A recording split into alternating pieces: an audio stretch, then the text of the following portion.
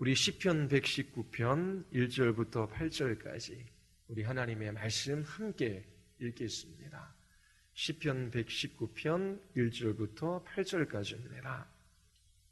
우리 다 같이 행위가 온전하여 여호와의 율법을 따라 행하는 자들은 복이 있으며 여호와의 증거들을 지키고 전심으로 여호와를 구하는 자는 복이 있도다. 주의 도를 행하는도다. 주께서 명령하사 주의 법도를 잘 지키게 하셨나이다. 내 길을 굳게 정하사 주의 율례들을 지키게 하소서.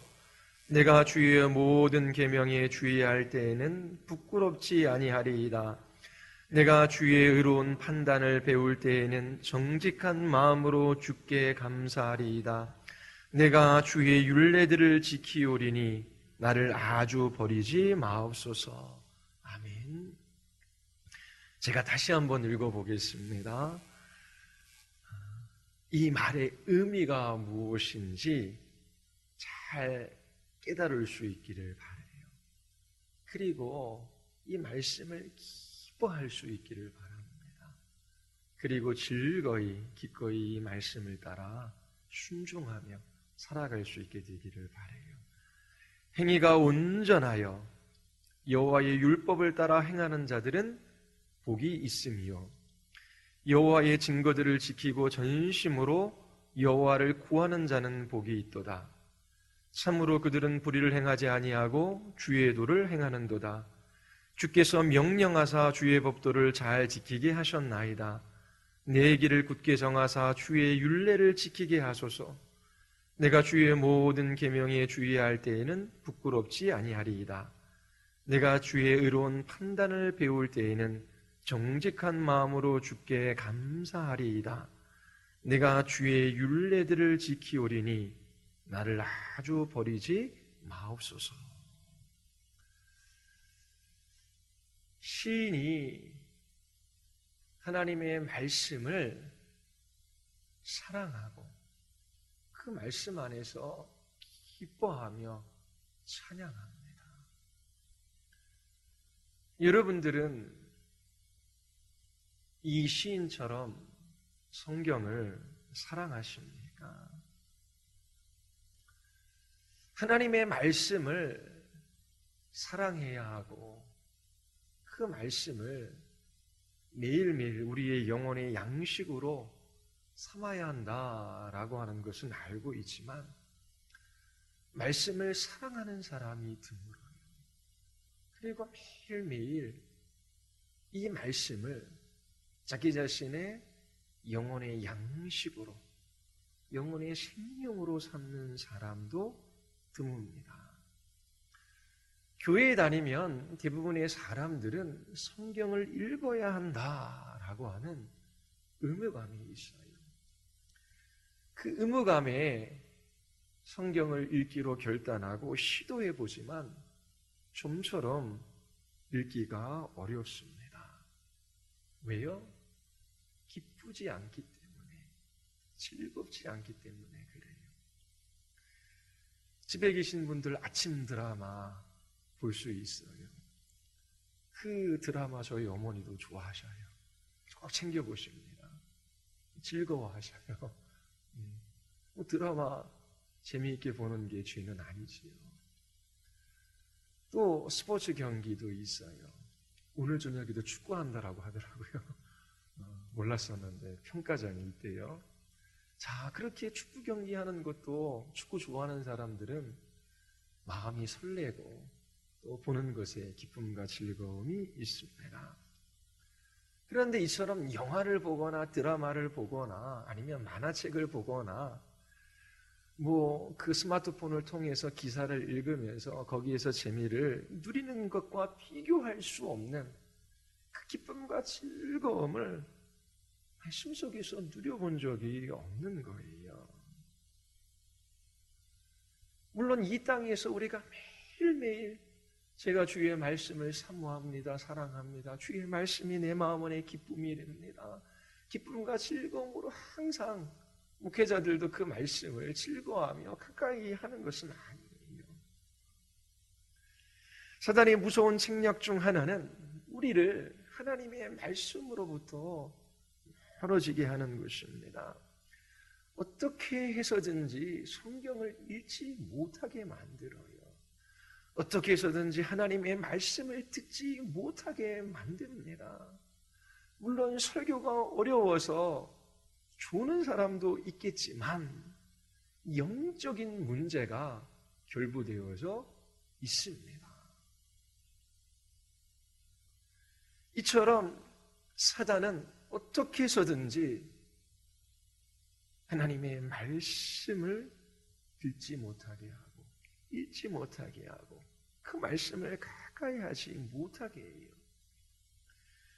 세상 사람들의 가장 큰 문제는 하나님의 진노와 심판 가운데 있다라고 하는 것입니다. 돈이나 건강이나 직장을 잃는 것도 큰 문제이지요. 그러나 우리에게 절대적이거나 본질적인 일은 아니에요. 그러나 그 한 사람이 계시된 하나님의 말씀을 통하여 하나님을 볼 수 없다면, 그가 하나님을 신앙할 수 없다면 절망스러운 일입니다. 하나님 없이 살아가는 사람들은 절망스러운 존재예요. 예수 그리스도 바깥에 있는 사람들은 비참한 사람입니다. 한 번은 어머니가 그런 말씀을 하시더라고요. 기도 부탁을 이제 주위에서 해온다고 합니다. 그런데 그분의 딸은 교회에서 신앙생활을 하는데 사위가 신앙생활을 안 해요. 이 사이가 교회까지는 오는데 예배당에 안 들어가요. 그리고 아이들 예배가 9시인데 그 9시에 예배가 끝나면 아이들을 데려다주고 그 아이들과 함께 이제 교회에서 노는 거예요. 그리고 11시 예배에 이제 어른 장년 예배인데 안 들어가요. 그런데 그 이제 장모 되시는 분이 이제 그 기도 제목을 부탁하는 거예요. 왜냐하면 그 사위가 직장을 다니다가 이제 직장을 못 다니게 됐습니다. 오래도록 이제 실직한 상태에 있어요. 그래서 아이고 우리 사위 어디 원소도 놓고 어디 알아보고 있는데 하나님께서 정말 좋은 직장 주시도록 좀 기도 좀 해달라고. 그리고 이분도 열심히 기도합니다. 그렇게 기도 부탁하는 게 잘못된 것은 아니에요. 그런데 그것만 있다면 문제가 있어요. 우리의 눈에도 믿지 않는 남편, 아내, 우리의 부모, 형제, 우리의 자녀들도 있어요. 그런데 정말 믿지 않는 이 세상 사람들에게, 아니면 믿지 않는 우리의 가족들에게 가장 본질적이고 큰 문제가 무엇인지를 인식하며 그것을 붙들고 하나님 앞에 믿음의 씨름을 해 나가야 되거든요. 그래서 저희 어머니가 그러더라고요. 기도하시면서 정말 그렇게 교회에 와서 아이들과 뛰노는 그 사람이 그 나쁜 사람도 아니 괜찮은데 안타까운 거예요.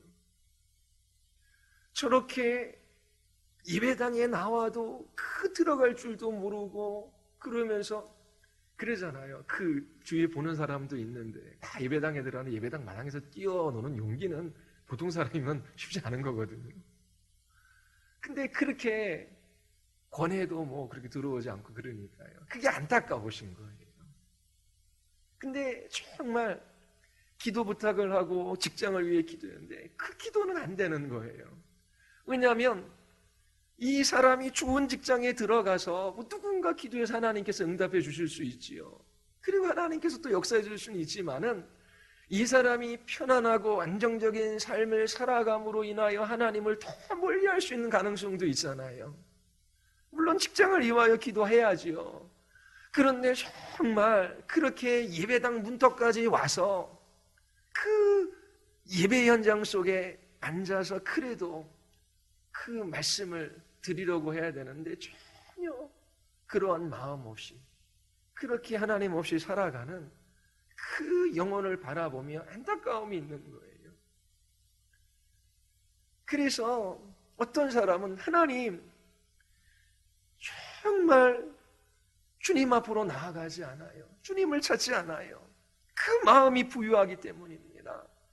하나님 낮추셔서 가난하게 하셔서 주님을 찾을 수 있다면 그렇게라도 주님께서 해주시면 좋겠습니다.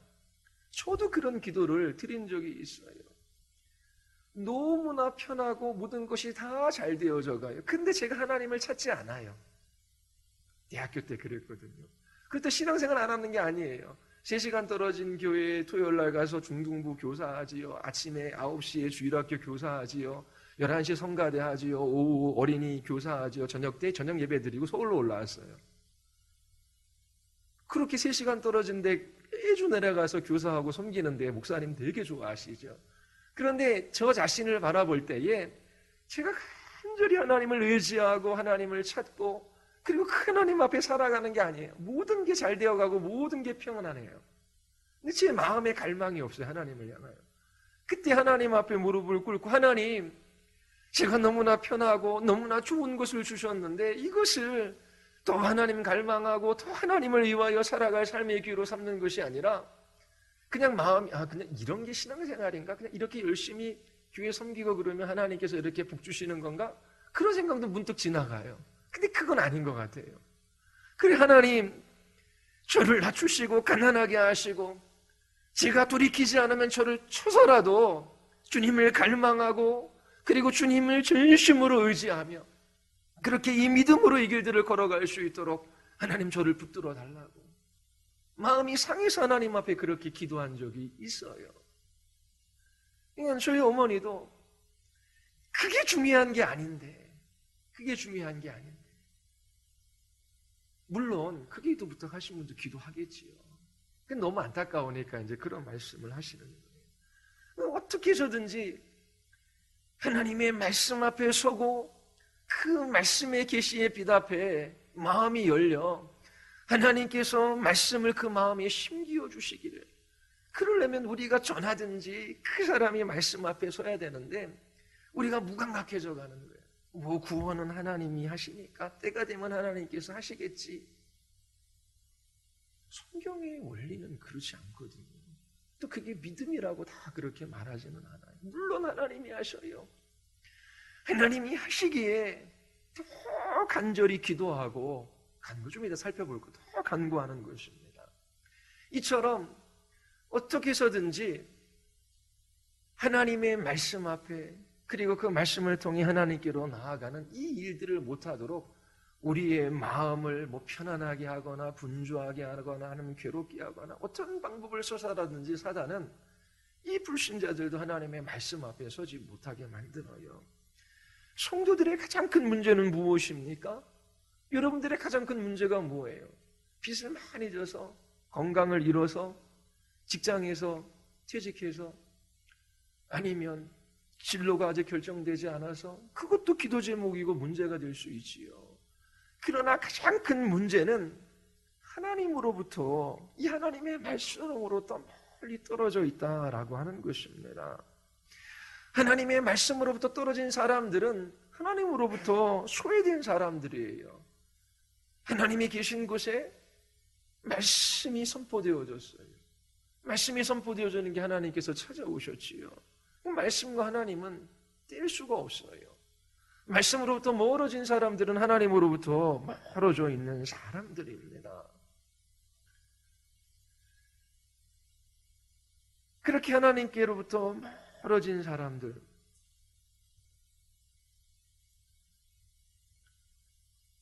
그것이 가장 큰 문제예요. 하나님이 우리와 함께 하시면 모든 것을 잃어도 아무런 문제가 되지 않습니다. 내가 원하는 일이 지금 당장 하나도 이루어지지 않아도 크게 문제되지 않아요. 왜요? 하나님이 나의 하나님이시고 내가 하나님 편에 서 있기 때문에 하나님이 나와 함께 하시기 때문에 이 모든 것도 사용하셔서 나에게 유익이 되게 하실 것을 알고 있기 때문에 그래요. 그래서 인내하며 소망 중 기뻐하고 그 믿음 가운데 사랑하며 살아갈 수 있는 힘을 얻는 것입니다. 하나님이 함께 하시는 성도들에게는 실패가 없어요. 하나님의 말씀이 들리고 그 말씀을 마음에 간직하고 그 말씀을 기뻐함으로 그 길을 따라가는 사람들은 실패가 없어요. 사람들이 실패라고 말하는 그때에도 그건 실패가 아니에요. 하나님께서 그 모든 것들을 사용하셔서 선하게 하시기 때문입니다. 그러나 하나님이 함께 하시지 아니하시면, 여러분들이 하나님의 말씀을 멀리 떠나가면 원하는 것을 얻어도, 하고 싶은 일을 해도 그것이 여러분들에게 참으로 복된 것이 되지 못합니다. 오히려 원하는 것을 갖고 하고 싶은 일을 하며 살아가는 그것이 더 하나님께로부터 멀어지고 멸망에 이르는 길이 될 수가 있어요. 원하는 것을 얻고 하고 싶은 일을 해나가면 할수록 더 하나님으로부터 멀어지고 파멸에 이르고 말 것이기 때문입니다. 시편 73편, 주를 멀리하는 자는 반드시 망합니다. 하나님을 가까이함이 복입니다. 하나님께서 우리에게 기록된 하나님의 말씀인 성경을 주셨어요. 하나님의 말씀을 사랑하고 그 말씀 안에서 즐거워할 때 우리는 하나님과 가까이 할 수 있어요. 그리스도인들은 하나님의 말씀인 성경을 사랑해요. 그리고 그 말씀을 즐거워합니다. 시편 119편 97절, 내가 주의 법을 어찌 그리 사랑하는지요. 이 주의 법, 여러 가지 그 이야기를 할 수 있지만 이 법도 하나님의 언약 관계 속에서 주어진 거거든요. 하나님이 나 같은 죄인에게 찾아오셔서 약속해 주시고 또 하나님의 백성으로 어떻게 살아갈지 말씀해 주셨어요. 그 말씀을 배우고 깨닫고 알아가고 그 말씀을 따라 살아가는 것이 얼마나 기쁘고 즐거운 일인지 이 시인은 알아요. 그래서 율법, 하나님의 말씀 그러면 딱딱하고 힘들고 그 어려운 것이 아니라 그 마음에 사랑이 있어요. 그래서 그것을 종일 작은 소리로 읊조린대요. 103절에 보면 주의 말씀의 맛이 내게 어찌 그리 단지요 내 입에서 꿀보다 더 다니이다. 162절, 사람이 많은 탈취물을 얻은 것처럼 나는 주의 말씀을 즐거워하나이다. 전쟁을 해요. 전리품을 얻어요. 그래서 전쟁에 승리한 사람들이 수많은 전리품을 가지고 고향으로 돌아가요. 그 수많은 보물들보다 주의 말씀이 훨씬 즐겁대요. 자, 시편 119편 앞으로 4일 동안 살펴보고 그리고 또 기회 될 때마다 지속적으로 살펴볼 거예요. 이 시편 119편을 읽고 또 설교를 들어보십시오. 시인이 하나님의 말씀을 이처럼 사랑하고 그 말씀 안에서 즐거워했던 그 이유를 여러분들이 발견할 수 있게 될 거예요. 말씀을 사랑하고 그 말씀 안에서 기쁨을 누리지 못한다면, 그게 뭔지를 모르면 그리스도인이 아니에요. 그리고 수준이 낮은 그리스도인일 수밖에 없어요. 오늘 한국교회에 수백만 명의 교인을 자랑해요. 그러나 하나님의 말씀을 읽고 그 말씀을 사랑해서 그 안에서 즐거워하는 사람이 얼마나 될까요? 그 말씀이 우리의 마음속으로 내려와 우리의 전인격을 붙들어요. 말씀의 내용이 무엇인지를 이해해요. 그리고 그 말씀을 경험해요. 기쁨으로 그 말씀을 따라 순종하려고 해요. 그런 사람들이 얼마나 될까요?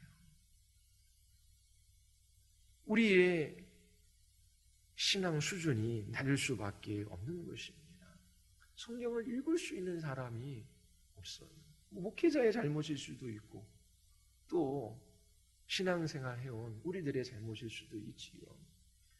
이단에 들어가서 성경 공부하는 사람들 얼마나 열심히 공부하는지를 몰라요. 당해내지를 못합니다. 이 시편 119편에서 말씀을 사랑하고 그 안에서 기뻐 찬양하는 시인을 여러분들이 발견할 수 있을 거예요. 여러분들이 이 사경회를 통하여 말씀을 듣고 집에 가서 읽고 묵상하고 기도하면서 성경을 이처럼 사랑하고 그 안에서 즐거워하고 기뻐했던 이 시인과 교제할 수 있게 되기를 바랍니다. 그리고 이 시인의 모든 고백과 찬양과 노래가 여러분들의 것이 되기를 바랍니다. 이 모든 말씀을 통하여 하나님께로 나아갈 수 있게 되기를 바랍니다. 시인은 우리보다 훨씬 적은 성경을 가지고 있었어요. 그러나 그는 그 누구보다 성경 말씀을 사랑하고 기뻐했습니다. 이 시편을 통하여 그 이유, 그 내용들을 발견할 수 있어요. 여러분들은 훨씬 더 풍성하고 완성된 성경을 가지고 있습니다. 여러분들이 이 시편을 통하여 하나님의 말씀을 사랑하고 즐거워하는 법을 배울 수 있게 되기를 바라요. 그래서 여러분들의 입에서 하나님의 말씀이 떠나지 않고 새 노래로 하나님을 찬양할 수 있게 되기를 바랍니다. 이 시편 119편의 말씀을 이해하고 즐거워하며 기꺼이 노래할 수 있게 되기를 바라요. 시편 119편은 8절씩 22개의 연으로 이루어져 있습니다. 모두 몇 절이죠? 176절입니다. 각 연은 히브리 알파벳 22개의 순서를 따라 지어졌어요.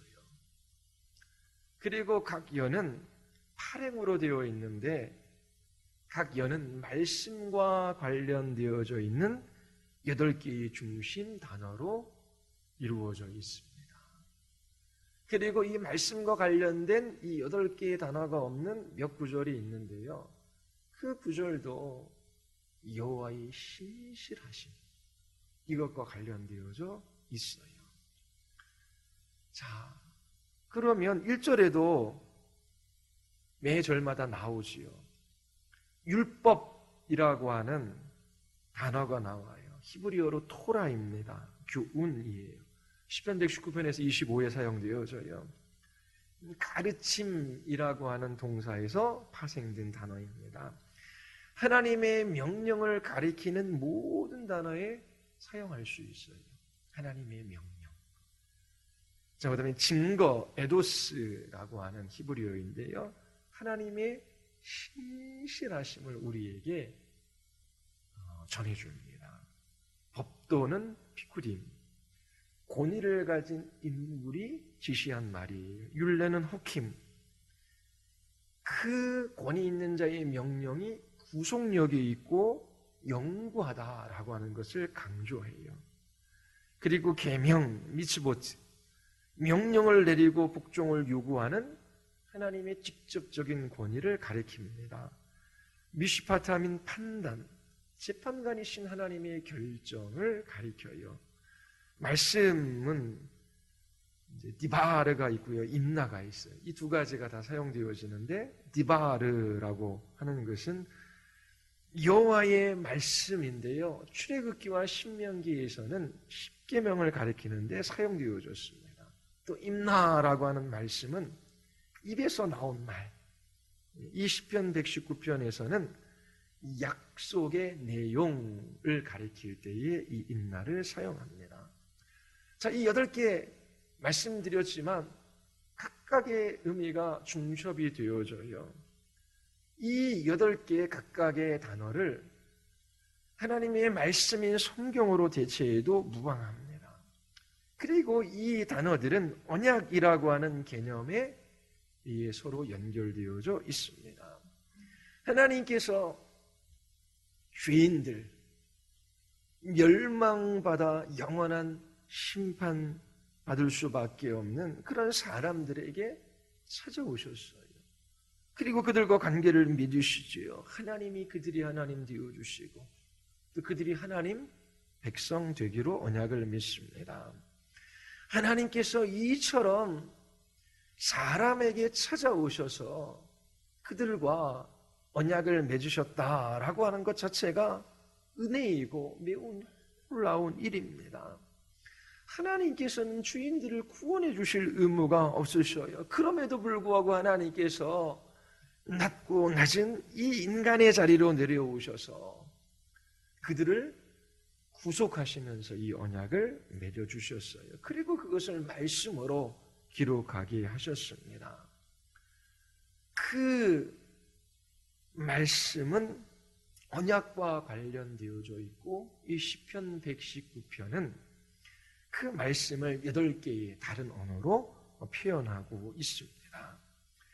자, 시편 119편 1, 2, 3절 먼저 한번 살펴볼 텐데요. 사람들은 복받기를 원합니다. 하나님은 복 주시기를 기뻐하셔요. 복받기 원하시지요? 별로 싫습니까? 복받기를 원합니다. 그런데 복받기를 원하는데 정작 그 복이 무엇이며 그리고 그 복을 어떻게 얻는지 그 방법은 잘 몰라요. 시편 119편은 참으로 복된 사람입니다 라고 이렇게 시작을 해요. 2절에도 다시 한번 반복하지요. 이처럼 2번 반복하는 것은 이 복이 참된 복임을 강조하는 것입니다. 시편 119편 1절 행위가 온전하여 여호와의 율법을 따라 행하는 자들은 복이 있으며 이렇게 번역했는데 히브리어 원문으로 해석되면 참으로 복된 사람입니다. 그리고 2절도 참으로 복된 사람입니다. 그게 앞에 나와요. 시편 1편도 복 있는 사람, 복이 있도다라고 하는 말로 시작해요. 복 있는 사람은 여호와의 율법을 즐거워하여 주야로 묵상하는 사람이죠. 시편 2편도 복 있는 사람에 관하여 얘기해요. 여호와께 피하는 모든 사람은 복이 있도다라고 말합니다. 시편 1편, 2편은 시편의 서론과 같은 부분이거든요. 시편 전체가 하나님의 복에 관하여 이야기하고 있는 겁니다. 오늘 본문도 2번이나 복된 사람에 관하여 언급하고 있어요. 시편은 이처럼 복된 사람이 누구인지를 우리에게 알려줍니다. 자, 그러면 어떤 사람이 복됩니까? 1절에 보면 행위가 온전하여 여호와의 율법을 따라 행하는 자. 이걸 좀 번역하면 그 길이 완전하고 여호와의 율법을 따라 걷는 사람. 이 사람이 복된 사람이래요. 자, 이 1절을 읽자마자 마음이 답답해 오지 않았습니까? 그리고 불안이 밀려들지는 않았습니까? 내가 복된 사람인가? 길이 완전해야 된대요. 행위가 온전해야 된대요. 이 말들을 들을 때에 마음이 답답하고 불안해 오는 것을 경험하는 사람들이 있어요. 온전함, 완전함이라고 하는 이 단어 때문에 이처럼 낭망합니다. 여기서 온전함, 완전함, 이 단어가 가리키는 의미가 무엇일까요? 이 단어는 행위의 문제가 아니라 방향성의 문제예요. 온전하다라고 하는 것은 죄가 없다라고 하는 의미가 아닙니다. 구약의 욥은 온전한 사람이었어요. 그러나 그가 죄가 없지는 않았지요. 욥기 1장 1절에 보면 그 사람은 온전하고 정직하여 하나님을 경외하며, 온전하다라고 하지만 그거는 죄 있는 사람이었어요. 세례 요한의 부모인 스가랴와 엘리사벳에 대한 평가도 마찬가지입니다. 하나님 앞에 의인이니 주의 모든 계명과 규례대로 흠이 없이 행하더라. 이 온전하고 완전하고 의롭고 흠이 없다라고 하는 것이 죄가 없는 완전한 사람이다, 하나님의 모든 말씀을 완전하게 지킨다, 그런 의미가 아니라고 하는 거예요. 온전하다라고 하는 것은 겉과 속이 다르지 않다, 신실하다라고 하는 거예요. 자신의 마음과 행위가 일치하기를 원하는 그 방향성을 의미하는 거예요. 그래서 온전한 사람들은 그 마음이 아니면 그 삶이 하나님의 말씀으로부터 벗어날 때에 회개하고 돌이키는 사람입니다. 다른 말로 할 때 죄를 지을 때에 주께로 돌이키는 사람이에요. 자신의 잘못을 뉘우치고 회개하는 사람이지요. 그리고 예수 그리스도 주님의 공로를 의지하며 주님이 주신 그 길을 걸어가요. 이처럼 온전함은 행위의 문제가 아니라 길, 방향성의 문제입니다. 그래서 1절에서 행한다라고 하는 것은 길의 의미가 있어요. 길. 자, 2절에서도 복된 사람에 관해 말합니다. 누가 복됩니까? 여호와의 증거들을 지키고 전심으로 여호와를 구하는 자입니다. 여기에서 주목할 만한 구절이 있어요. 여호와를 구하는 자. 이 말의 의미를 한번 깊이 한번 생각해 보십시오. 여호와의 율법을 완전히 지키는 사람이 복된 사람이라고 그렇게 말하는 것이 아니에요. 여호와의 율법을 들을 때마다 그것을 마음에 간직하고 지키려고 노력하면서 온 마음으로 여호와를 구하는 사람이 복된 사람입니다. 스스로 율법을 지킴으로 의롭게 될 수 있다라고 생각하는 사람들은 여호와를 구하지 않아요. 왜 전심으로 여호와를 구합니까? 하나님의 말씀을 듣고 그 말씀을 따라 살아가려고 하지만 나는 연약하고 무지하고 내 안에 있는 죄된 본성 때문에 이 주의 말씀을 지키고 살아갈 능력도 힘도 없기 때문에 그래요.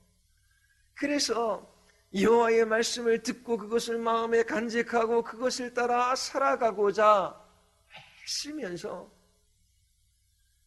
여호와를 찾는 사람, 여호와의 날개 그늘 아래로 피하는 사람, 주의 도우심과 힘을 구하는 그 사람이 복된 사람이다라고 말해요.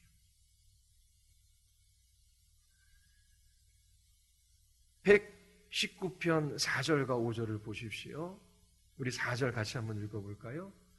주께서 명령하사 주의 법도를 잘 지키게 하셨나이다. 내 길을 굳게 정하사 주의 율례를 지키게 하소서. 자, 4절에 보면 주의 법도를 누가 주셨어요? 주께서 주셨어요. 주께서 명령하셨어요.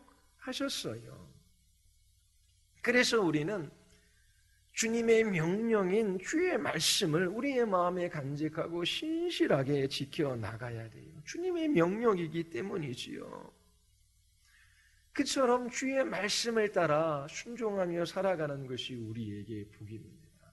그 길로 나아가는 사람이 복된 사람이에요. 그리고 5절에 보면 시인은 주의 법들을 지키라는 그 명령에 기도로 응답합니다. 자, 이 두 구절 사이의 관계가 중요해요. 왜냐하면 이 명령을 지키게 하실 수 있는 분도 하나님이시기 때문에 그래요. 4절을 잘 보십시오. 주께서 주의 명령을 주셨어요. 그런데 그 법도를 누가 지키게 해요? 누가 잘 지키게 하셔요? 하나님이 하신다라고 하는 것입니다. 하나님께서 우리에게 의를 요구하셔요. 하나님의 의에 이르지 못하면 멸망당합니다. 그런데 하나님께서 우리에게 요구하시는 그 의를 하나님께서 우리에게 채워주시죠. 예수 그리스도의 의입니다. 하나님께서 우리에게 믿음을 요구하셔요. 그런데 그 믿음은 우리의 결단과 결심으로 나타나는 것은 아니에요. 주의 은혜로 선물로 우리에게 주어지는 거예요. 주께서 명령하셔요. 주께서 지키라 말씀하셔요. 그런데 그걸 지키도록 하시는 분이 누구라고요? 하나님이시래요. 그게 4절이에요. 그래서 5절에 내가 그 길을 굳게 정하사 주의 윤례를 지키게 하소서 기도하는 거예요. 나에게 명령하신 분이 그것을 지킬 수 있도록 그렇게 힘도 주시기 때문에 하나님께서는 원하시는 것을 명령하시고 명령하시는 것을 선물로 주시는 하나님이시기에 이 시인이 기도하는 거예요. 얼마나 놀랍습니까? 시인은 하나님의 말씀을 들어요. 그리고 그 말씀을 따라 기도합니다. 하나님, 저에게 말씀하여 주시고 이 말씀을 깨닫게 하여 주시옵소서. 주님, 저에게 이러한 말씀을 주셨는데 저는 이 말씀을 따라 살아갈 수 있는 사람이 아닙니다. 주께서 명하셨고 그 명하신 것을 지킬 수 있게 하시겠다라고 약속해 주셨습니다. 그래서 저는 주께 구합니다. 주님이 주신 이 말씀을 따라 살아갈 수 있도록 하나님 나에게 힘을 주시고 은혜로 나를 붙들어 주시고 이끌어 가 주시옵소서. 하나님, 저는 연약합니다. 하나님의 말씀을 거역하고 불순종하고자 하는 죄된 본성이 제 안에는 있습니다. 하나님, 이 모든 죄된 본성을 억누르고 저의 연약함을 붙들어 주시고 저의 어리석음을 깨우쳐 주셔서 이 주의 말씀을 따라 순종하며 이 길들을 걸어갈 수 있도록 주여 나를 붙들어 주시옵소서. 내 길을 굳게 정하사 이 주의 말씀을 지키게 하여 주시옵소서. 이 시인의 기도가 힘이 있는 거예요. 왜냐하면 주의 명령을 들었거든요. 깨달았어요. 근데 나는 지킬 수 없는데 하나님께서 그 명령을 지키도록 하시겠다라고 말씀하셨기 때문에 5절에서 그렇게 하나님 앞에 기도하는 거예요. 자, 여러분들에게 적용해 보십시오. 여러분, 주의 말씀을 듣습니까? 그리고 들은 말씀을 붙들고 기도합니까? 여러분들이 들은 말씀, 읽은 말씀을 기도 제목으로 바꾸어야 돼요. 하나님, 참으로 그 땅을 깊이 파고 반석 위에 주추를 놓고 세운 집, 어떠한 시련과 시험이 와도 흔들리지 아니하고 주께 나아가 듣고 준행하는 사람이라고 말씀해 주셨습니다. 하나님, 저는 흔들립니다. 하나님, 저는 쉽게 넘어지고 무너지는 사람과 같습니다. 하나님, 저의 마음에 주의 말씀의 빛을 비추어 주시옵소서. 주께서 그 구속의 진리를 깨달아 알게 하시지 아니하시면 하나님, 제가 짓는 집은 다 허물어지고 말 집입니다. 어떻게 해서든지 듣고 읽고 주께서 주시는 말씀을 가지고 나아가 기도하는 것입니다. 아름답게 신앙생활 하시던 분과 교제한 적이 있어요. 아니, 어떻게 그렇게 신앙생활도 잘하고 이렇게 아름답게 섬기고 이렇게 살아가십니까? 저는 다른 거 하는 거 없어요. 주일날 그리고 또 교회에서 강단에서 선포되어진 말씀을 듣고 그 말씀을 붙들고 일주일 동안 살아갑니다. 그 말씀을 가지고 매일매일 기도합니다. 그리고 그 말씀을 더 깊이 깨닫고 그리고 그 말씀에 순종할 수 있도록 하나님 도와달라고 그러면서 기도하며 저는 일주일 동안 살아갑니다. 저는 그거밖에 없어요. 오늘 시인이 그런 거예요. 주께서 명령하셔요. 그걸 지키는 것이 생명이에요. 그런데 그걸 지킬 수 있게 하시는 분도 하나님이셔요. 그래서 내 길을 굳게 정하사 주의 율례를 지키게 하소서 기도하는 것입니다. 자, 이처럼 복된 인생에게 두 가지 결과가 시편 119편 6절과 8절에 나와요. 자, 6절 한번 읽어볼까요? 내가 주의 모든 계명에 주의할 때는 부끄럽지 아니하리라. 8절 내가 주의 율례들을 지키리오니 나를 아주 버리지 마옵소서. 자, 하나님의 말씀을 따라 살아갈 때에 그 사람 속에서 맺혀지는 그 결국 결과들이 있어요. 그게 뭐예요? 결코 부끄러운 일을 당하지 않는 겁니다. 그리고 하나님께서 그를 결코 버리지 아니하셔요.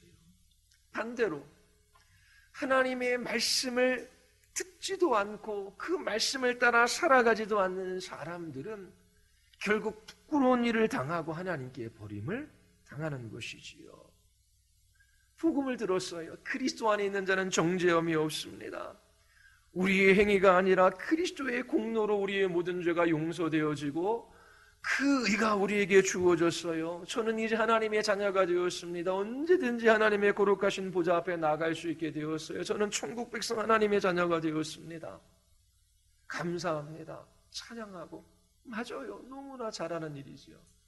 그런데 그 사람이 말씀을 따라 순종하며 그 길을 걸어가지 않아요.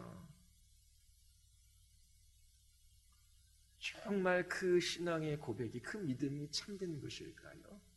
성경은 그렇지 않다라고 하는 거예요. 이처럼 주의 말씀을 듣고도 그 말씀을 따라 살아가지 않는 사람은 주님과 상관이 없는 사람입니다. 마지막 날에 주님께서 그 사람을 모른다라고 말씀하셔요. 결국 부끄러운 일을 당하고 하나님 나라 바깥으로 쫓김을 당하고 맙니다. 영원한 지옥의 형벌에 버림받을 거예요. 그래서 내가 주의 말씀을 사랑하는가, 그 안에서 기뻐하는가, 주의 말씀을 내 마음에 간직하고 그 말씀을 따라 준행하려고 하는 것인가, 내가 온전히 행하는가, 내가 주의 길, 그 방향으로 나아가고 있는가. 말씀을 따라가지 않는 사람들은 버림받을 각오를 해야 하는 것이지요. 그리고 기도해, 하나님, 제가 말씀도 들으려고 하지도 않고 깨닫지도 못하고 또 들려주셔도 따라가지도 않습니다. 제가 어떻게 주님의 자녀라고 할 수 있습니까? 주님께서 저를 버리셔도 저는 아무 할 말이 없습니다. 하나님, 저도 주의 말씀을 깨닫기를 원합니다. 주의 말씀을 따라 이 복된 길을 걸어가기를 원합니다. 주님, 저의 마음이 주의 말씀에게로 기울어지게 하시고 그 말씀이 이 세상 그 무엇보다 달콤해질 수 있도록 하나님 제 안에 역사하여 주시옵소서. 저도 말씀을 듣고 그 말씀을 따라 살아가는 복된 인생 되기를 원합니다. 오직 두 가지 인생밖에 없다고 성경은 말해요. 복 있는 사람과 저주받은 사람이지요. 전심으로 하나님의 말씀을 따라 살아가는 삶과 하나님의 말씀을 떠나 바람에 나는 겨처럼 버림받은 자의 삶, 두 길밖에 없습니다. 또 하나는 7절에서 주의 말씀을 배우고 그 말씀을 따라 살아갈 때 감사하게 된다라고 하는 거예요. 감사함으로 주님을 기뻐하며 그렇게 주님을 즐거워하는 복을 누리게 됩니다. 이 시인이 이것을 맛보는 거예요. 내가 주의 의로운 판단을 배울 때에는 정직한 마음으로 주께 감사하리. 하나님의 말씀을 배워가는데 그 마음 안에 하나님을 향한 감사와 찬양이 넘쳐요. 주님이 그 말씀을 사용하셔서 그의 영혼을 소성케 하고 그를 지혜롭게 하고 하늘의 기쁨을 그 마음에 두셨어요. 그가 온 마음으로 하나님을 찬양하며 감사하며 이 복된 길을 걸어가고 있습니다. 시편 119편 1절부터 8절은 전체 서론이에요. 시인은 계속해서 우리가 말씀을 어떻게 행할 수 있는지 그리고 무엇을 행해야 하는지 가르쳐줘요. 우리 내일 할 거, 어떻게 청년이 자신을 정결하게 할 수 있는지, 어떻게 그 말씀을 따라 살아갈 수 있는지 우리에게 가르쳐 줍니다. 우리 한 구절만 찾아보고 우리 설교 마치고자 합니다. 우리 디모데 후서 3장입니다. 디모데 후서 3장 1절부터 5절까지.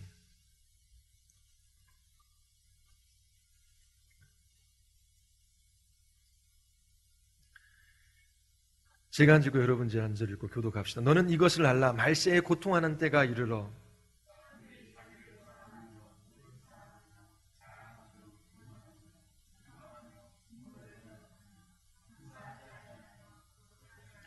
무종하며 원통함을 풀지 아니하며 모함하며 절제하지 못하며 사나우며 선한 것을 좋아하지 아니하며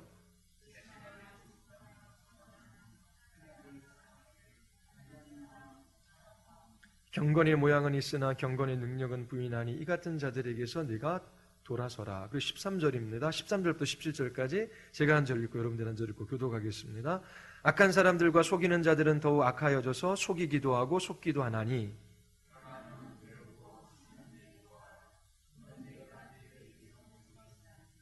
또 어려서부터 성경을 알았나니 성경은 능히 너로 하여금 그리스도 예수 안에 있는 믿음으로 말미암아 구원에 이르는 지혜가 있게 하느니라.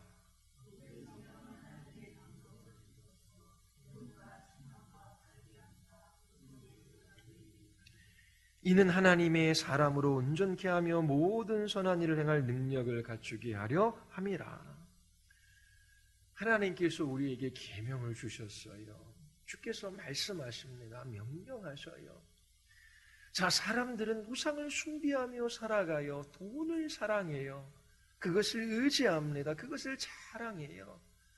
우상을 숭배하는 사람들은 우상을 닮아간다라고 하는 걸 예전에 여러분들이 들으셨을 거예요. 이처럼 우상 숭배하는 사회 속에서 우리는 살아가요.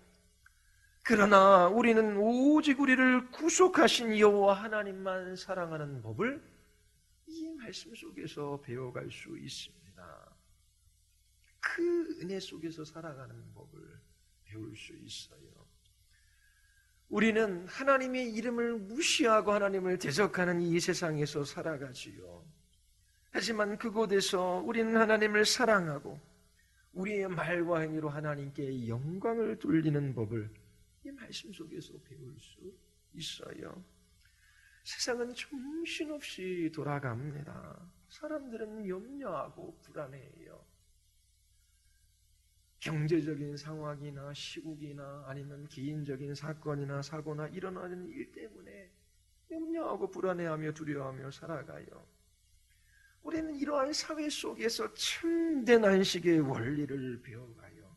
선하신 하나님께서 우리에게 가장 좋은 것을 주시기에 기쁨과 감사함으로 살아가는 법을 이 말씀 속에서 배웁니다. 어그러진 세상 속에서 부모를 거역하며 사람들이 살아가요. 그러나 우리는 이러한 세상 속에서 부모를 공경하고 다른 권위를 인정하는 법들을 배워가요. 하나님의 권위에 복종하기 때문에 다른 여러 권위에게도 기쁘게 복종하며 질서로운 삶을 살아가는 법을 배웁니다. 어디에서? 이 말씀 속에서. 증오와 분노로 가득 찬 세상에서 사람들이 살아가요. 제가 그 책 잡지 땡스북 겨울지가 왔는데 주제가 화예요. 화, 분노. 분노에 대한 책 뭐 한 10대 권을 소개하더라고요. 최근에 나온 거. 대한민국 분노하는 사회. 화가 많대요. 이처럼 증오와 분노로 가득 찬 세상 속에서 우리는 살아가지요. 우리는 그러한 곳에서 우리를 해롭게 하고 또 우리를 대적하는 원수조차 사랑하고 선대하는 법을 이 말씀 속에서 배워가요. 그리고 이웃을 자기 몸처럼 사랑하는 법을 주님으로부터 우리는 알아갈 수 있어요. 성적으로 타락한 세상, 또 일탈하는 세상 속에서 우리는 살아가요. 하지만 우리는 결혼 서약에서 약속한 대로 배우자에게 성실하며 정결한 삶을 살아가는 것을 배워요. 그 결혼 언약 속에서 그리스도와 교회의 연합의 비밀을 알아가요. 그리스도와 교회의 그 편치 않는 영원한 사랑의 언약을 배워가면 배워갈수록 어떻게 결혼 생활해야 할지, 어떻게 서로에게 순결하고 성실한 삶을 살아가야 할지 우리는 배워갈 수 있습니다. 불의한 세상이지요. 그 세상 속에서 우리는 살아가고 있어요. 하지만 그리스도인들은 부정한 일이나 불의한 일을 하지 않아요. 열심히 일하고 하나님이 주신 물질을 가지고 이웃을 섬기는 법을 배워가요. 모든 것을 후해 주시는 하나님으로 인하여 신실하게 서로를 섬기는 법을 말씀 속에서 배워가는 것이지요. 그리고 서로 속이고 기만하는 세상 속에서 우리는 살아가요. 하지만 우리는 자신의 이익을 위하여 거짓을 말하거나 다른 사람을 해하지 않는 그런 법들을 이 말씀 속에서 배워가요. 참되시고 언제나 약속하신 것을 신실하게 지키시는 주님을 알기 때문입니다. 이기적인 세상이에요. 그러나 그리스도인들은 탐욕과 욕심을 경계해요. 내가 결코 너희를 버리지 아니하고 너희를 떠나지 아니하리라. 이렇게 말씀하신 주님을 신뢰하기 때문입니다. 이와 같은 이 말씀 가운데 이 세상에서 우리로 하여금 이렇게 아름답고 복된 삶을 살아갈 수 있도록 하나님께서 뭐 해주셨다고요? 말씀을 주셨대요. 교훈과 책망과 바르게 함과 의로 교육하기에 유익하지요. 사람으로 온전하게 하여 모든 선한 일을 행할 수 있는 능력을 갖추게 하기 위하여 이 말씀을 주셨다라고 합니다. 그러하기에 시인은 이 말씀을 사랑하는 거예요. 이 말씀 안에서 즐거워하는 거예요. 분명히 방향을 정하고 때로는 넘어지고 때로는 엎드려지고 때로는 눈물을 흘릴지라도 그 가운데 주의 얼굴을 구하며 다시금 일어나 붙들어 주시는 주의 은혜로 한 걸음 한 걸음 온전한 길을 걸어갑니다. 이 약한 세상에서 이처럼 주의 말씀을 들을 수 있다라고 하는 것, 그리고 그 말씀을 따라 기도할 때에 그 말씀을 따라 살아갈 수 있는 용기와 힘과 담대함을 우리에게 주시겠다라고 약속하셨잖아요. 그래서 그 은혜의 힘으로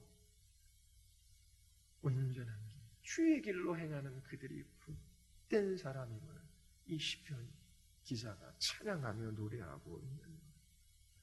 자, 누가 복된 사람입니까? 행위가 온전하여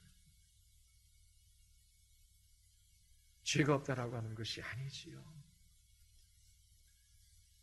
주의 길로 행하는 사람들입니다. 여러분들이 이 시편 119편을 통해서 시인처럼 주의 말씀을 사랑하고 그 안에서 기뻐하고 그리고 이와 같은 말세에 거룩하고 존결한 그리스도의 신보로 나타나 주님께 영광 돌리는 사람, 또 우리 성소로 공동체가 되기를 바랍니다. 우리 같이 한번 우리 기도하시겠습니다.